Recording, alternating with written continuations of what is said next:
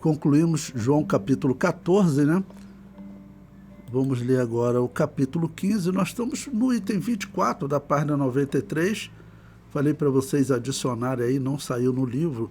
Nesse momento que Jesus ele alerta Pedro sobre negá-lo, ele faz então exatamente esse discurso de João capítulo 14 até o 17, que é um discurso confortando e deixando uma palavra de esperança para os apóstolos, tá ok? Então, sempre lembrando, Jesus participou da Páscoa, comeu a Páscoa, né, o jantar, estabeleceu a Santa Ceia, avisou a Pedro e agora está num discurso explicando a eles. Ele está no Monte das Oliveiras, já saiu do jantar, ou está caminhando, melhor dizendo, para o Monte das Oliveiras e está explicando aos apóstolos. Agora, no capítulo 15, João capítulo 15, versículo 1, ele diz: Eu sou a videira verdadeira e meu pai é o lavrador. Toda vara em mim que não dá fruto, atira e limpa toda aquela que dá fruto, para que dê mais fruto. Ou seja, Jesus Cristo é como uma árvore, né? E todos nós temos que estar ligados a Ele para podermos dar fruto. E dar fruto aqui, sempre lembrando, é fruto de mudança de vida, fruto de estar limpo, como ele vai falar no versículo seguinte, tá ok? Ou seja, limpa toda aquela que dá fruto para que dê mais frutos. Vós já estáis limpos pela palavra que vos tenho falado. Está em mim e eu em vós, como a vara de si mesma não pode dar fruto, se não estiver na videira. Assim também vós, se não estiverdes em mim.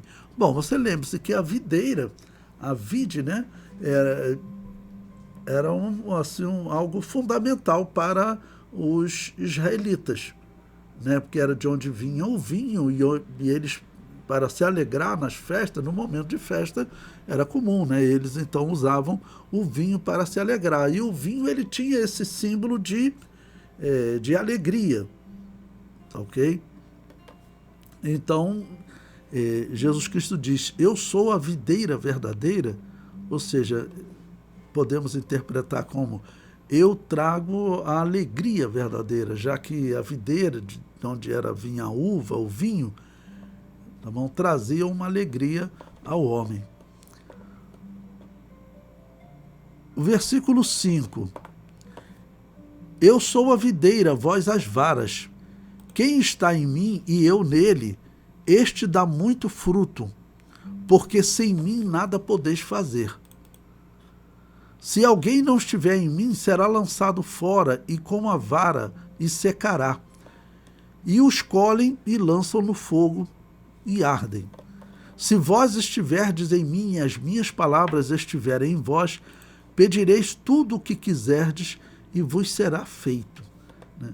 Bom, aqui falando para a igreja, né, individualmente, cada um de nós, Jesus Cristo atender ao nosso clamor. Mas principalmente quando ele diz: se as minhas palavras estiverem em vós. Daí a necessidade de nós conhecermos muito, conhecermos detalhadamente a palavra de Deus, porque isso é fundamental para a nossa salvação. É como nesse debate que nós estamos aí sobre a reforma protestante, qual é a importância de Lutero. Você tem que conhecer doutrina, porque se você não conhece bem as palavras de Jesus, daqui a pouco você está pregando doutrina que Lutero pregava aí, como purgatório.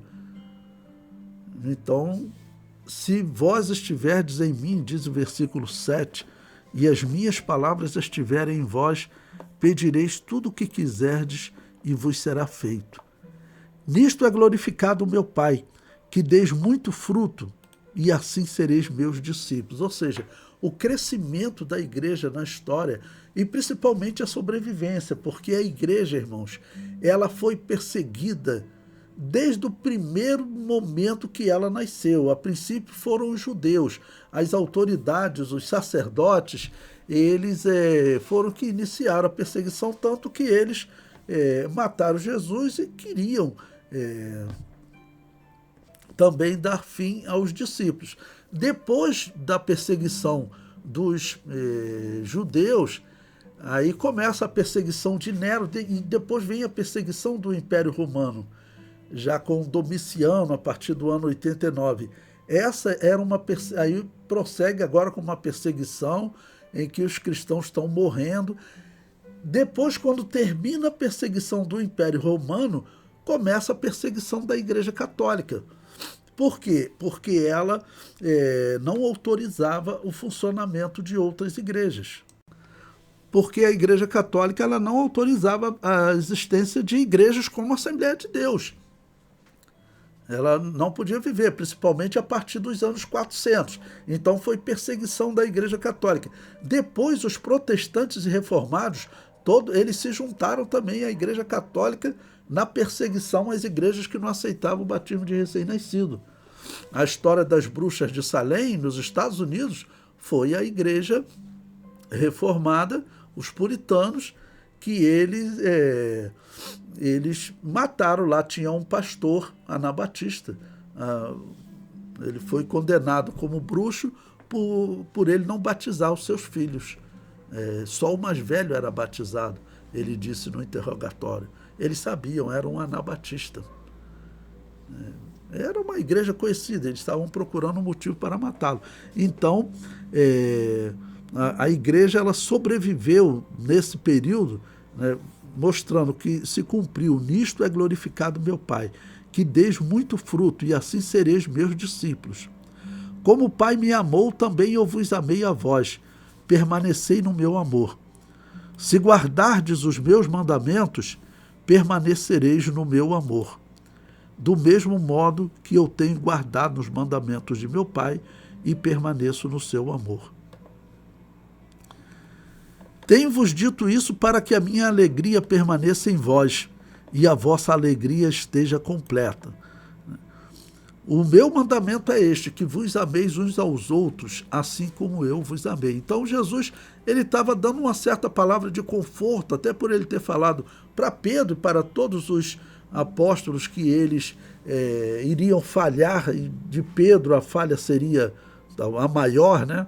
Que ele iria negar abertamente, mas agora ele já está dando um conselho sobre relacionamento na igreja, ou seja, o natural do cristão, principalmente no relacionamento entre cristãos, é ele sempre abrir mão de coisas dele, às vezes se preocupar mais com o sofrimento até de outras pessoas do que dele mesmo, ou seja, ele dividir o seu sofrimento e a sua ajuda, né? E sempre ter, isso significa amor, né? Isso significa amor. No versículo 13, ninguém tem maior amor do que este, de dar alguém a sua vida pelos seus amigos. Ou seja, o tema de morte que eu sempre falo, eu mostro para vocês, é um tema ainda difícil para os apóstolos. Ainda é um tema difícil para eles. Mas Jesus está dizendo que vai entregar a sua vida. Vós sereis meus amigos se fizerdes o que eu vos mando. Já vos não chamarei servos, porque o servo não sabe o que faz o seu senhor. Mas tenho-vos chamado amigos, porque tudo quanto ouvi de meu Pai vos tenho feito conhecer. Não me escolheste vós a mim, mas eu vos escolhi a vós, e vos nomeei para que vades e deis frutos, e o vosso fruto permaneça, a fim de que tudo quanto em meu nome pedirdes ao Pai, ele vos conceda. Bom, vamos lembrar quando que está acontecendo esse sermão, né? Eles saíram da Santa Ceia, estão indo para o local onde ele acabará tendo a agonia do Getsêmani, no Monte das Oliveiras, ok? E ele está dando essa instrução a eles. Ainda nessa noite Jesus será preso e eles vão fugir, né? Eles vão fugir. E depois nós vemos até mais à frente, chega um determinado momento que eles vão pescar, ou como eles fazem, eles vão seguir a vida que eles tinham antes, né? Vão pescar para eles poderem comer. Então, o entendimento deles ainda era limitado sobre a morte de Jesus. Versículo 17. Isto vos mando, que vos ameis uns aos outros. Se o mundo vos aborrece, sabei que primeiro do que a vós me aborreceu a mim. Se vós fosseis do mundo, o mundo amaria o que era seu, mas porque não sois do mundo, antes eu vos escolhi do mundo, por isso é que o mundo vos aborrece. Lembrai-vos da palavra que vos disse: não é o servo maior do que o seu senhor. Se a mim me perseguiram, também vos perseguirão a vós. Se guardarem a minha palavra, também guardarão a vossa. Mas tudo isso vos farão por causa do meu nome, porque não conhecem aquele que me enviou. Ou seja, Jesus Cristo está falando que a igreja vai ser aborrecida na história na maior parte do tempo. Bom, como eu disse para vocês, depois que acabou a perseguição batista, a perseguição dos católicos, dos protestantes e do reformado, que a partir dos anos 1800 foi colocado tanto na independência dos Estados Unidos quanto na Revolução Francesa, né? Que ninguém poderia ser molestado por sua fé. Então, a perseguição numa parte do mundo, ela passou a praticamente inexistir. Podemos dizer que a perseguição no Brasil, ela inexiste. Teve no princípio do século XX, quando Daniel Berg e Gunnar Wingre vieram, eles foram perseguidos pela Igreja Católica, pela Igreja Estatal, né? Eles foram perseguidos, mas podemos dizer que era algo ilegal, porque oficialmente o Brasil também, ele, de uma certa maneira, ele seguiu o ideal francês.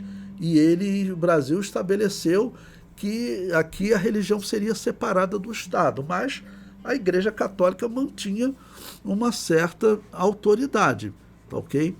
Mas a igreja ela foi perseguida na maior parte do tempo, até hoje mesmo. Uma boa parte do mundo, na China, na Índia, que aí você já vai quase 3 bilhões. Olha, a população da Terra são 8 bilhões. Se contar só China e Índia, são quase 3 bilhões. E nesses países, os cristãos que vivem lá, eles não têm liberdade. Eles não têm liberdade. E nós sabemos que o evangelho na China, ele era muito grande porque a própria Igreja Católica declara que teve igreja desses que não batizavam crianças, que a Igreja Católica não conseguiu matar porque eles fugiram para a China. Eles foram para a China. E a Igreja Católica não tinha acesso à China, né, para continuar perseguindo essas igrejas, já próximo do ano 800. E essas igrejas cresceram na China. Nós sabemos que no século XX, quando o comunismo vai ser instalado na China, né, com aquela revolução de Mao Tse-tung, muitos evangélicos foram mortos, não concordaram, porque você tinha que seguir agora a igreja que ele estava fundando, que existe até hoje na China, que é uma igreja ateia, uma igreja que os bispos são ateus. Então, acaba que a igreja tem perseguição nesses países, em outros também, no mundo islâmico, mas uma boa parte do mundo, aqui no Brasil, nos Estados Unidos, vamos dizer, a igreja não é perseguida, pelo menos fisicamente, mas a perseguição doutrinária, eu digo que essa está realmente muito forte, infelizmente. Bom, o versículo 22. Se eu não viera, nem lhes houvera falado, não teriam pecado, mas agora não tem desculpa do seu pecado. Ou seja, Jesus está dizendo, até para a humanidade, para as autoridades judaicas, nesse caso, né, que ele veio para esclarecer a humanidade sobre o pecado, sobre o que é certo e o que é errado. Ninguém vai chegar diante de Deus dizendo que ele não tinha condições de saber, porque a humanidade tem a Bíblia nas mãos dele. Aí nós sabemos que a Babilônia apocalíptica, a Igreja Católica, por um longo tempo, ela fez com que os homens não ouvissem a Bíblia, não lessem e não ouvissem a Bíblia. Até uma coisa interessante, se você olhar nas igrejas católicas, tem os vitrais coloridos, né? Aqueles vitrais, eles têm histórias bíblicas. Por exemplo, num tem José e Maria por exemplo, andando com Maria no lombo de um animal. Depois tem uma outra imagem dele chegando, procurando uma estalagem, noutra ele chegando numa caverna, Jesus nascendo, tem ali uma manjedoura, aqueles vitrais. Por que existem aqueles vitrais contando a história? Cada figura é um quadro da Bíblia. Porque o padre ia falar em latim, ninguém entendia nada do que ele falava. Então, não, você não entende nada, mas você fica olhando esses vitrais. Olha lá Maria, olha lá José, olha lá Jesus nasceu, olha lá a manjedoura. Então você pensa nessa mensagem que está nos vitrais, porque o Papa mesmo ficava falando em latim, como se o latim fosse o idioma santo. É assim que a Igreja Católica coloca, por isso que ela fazia a missa em latim. Se nós fôssemos falar em um idioma santo, nós teríamos que falar do hebraico. Mas o idioma romano, ele é uma das línguas pagãs, claro. E de todo culto pagão que a Igreja Católica adotou, ele era, naquele momento ali, ele era feito em quê? Em latim. Então, muitas palavras que o padre, o bispo está repetindo, quando ele fala palavras em latim, é exatamente a invocação de Júpiter. O próprio termo padre, de onde que vem o termo padre? Você pode pesquisar. Todas as religiões espíritas, elas chamam de padre, painho, né? Padre era uma forma de se dirigir aos sacerdotes de Júpiter, do culto de Roma. Eles eram chamados de padres. E essa nomenclatura ela ficou, porque eles adotando do latim, né? Ou seja, na verdade é mais uma aproximação com aquela religião pagã de Roma. Aquela religião pagã de Roma. Versículo 23. Aquele que me aborrece, aborrece também a meu Pai. Se eu entre eles não fizer tais obras, quais nenhum outro tem feito, não teriam pecado. Mas agora viram-nas e me aborreceram a mim e a meu Pai. Mas é para que se cumpra a palavra que está escrita na sua lei. Aborreceram-me sem causa. Bom, vou dar uma pausa aqui para poder explicar para vocês esse texto aqui que Jesus Cristo diz, que estava como simbolizado, profetizado, né, que os homens iriam aborrecer a Deus sem causa. O sofrimento do Messias estava anunciado no Antigo Testamento. Os apóstolos não viam, os judeus esperavam o Messias vencedor, mas o sofrimento do Messias estava profetizado no Antigo Testamento. E eu tenho 2 salmos de Davi, se vocês quiserem anotar aí no rodapé da sua Bíblia, que eu entendo que Jesus extraiu desses textos essa expressão. Porque ele não fala, né, quem seria o profeta, o rei, quem foi que escreveu, mas tudo indica que essa expressão que ele utilizou, aborreceram-me sem causa, lembre-se que Jesus está a menos de 24 horas da sua morte. Ele sabe que, tanto que ele já usou a expressão, né, o príncipe deste mundo se aproxima, ele sabe que Judas está vindo para poder prendê-lo juntamente com as autoridades judaicas. Então, o primeiro é o Salmo 35, versículo 19. Se você quiser anotar, quando Davi diz o seguinte: nem se alegrem de mim os meus inimigos sem razão, nem pisquem os olhos aqueles que me aborrecem sem causa. E também o mesmo Davi, no Salmo 69, versículo 4, ele diz: aqueles que me aborrecem sem causa são mais do que os cabelos da minha cabeça. Aqueles que procuram destruir-me, sendo injustamente meus inimigos, são poderosos. Então restituí o que não furtei.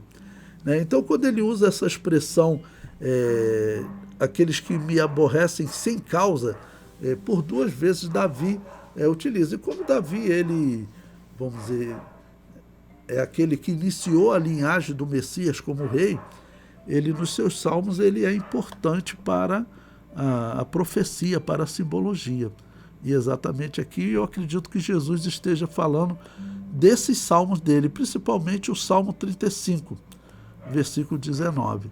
Seria desse salmo que Jesus estaria dizendo: assim se cumpre a palavra, aborreceram-me sem causa. Porque não havia motivo também, nós sabemos, para eles crucificarem Jesus. Eles vão forçar a situação, vão procurar, vão ter que conseguir falsas testemunhas para conseguir condenar Jesus.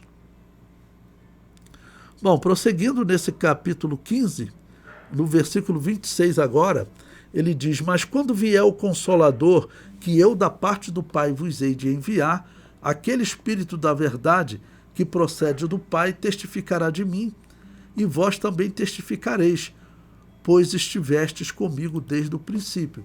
Claro que aqui está falando do dom do Espírito Santo. Todo cristão tem que saber. Todo cristão não é só aquele que está pregando, que é pregador de igrejas, né? Que é pastor ou que é ministro, não.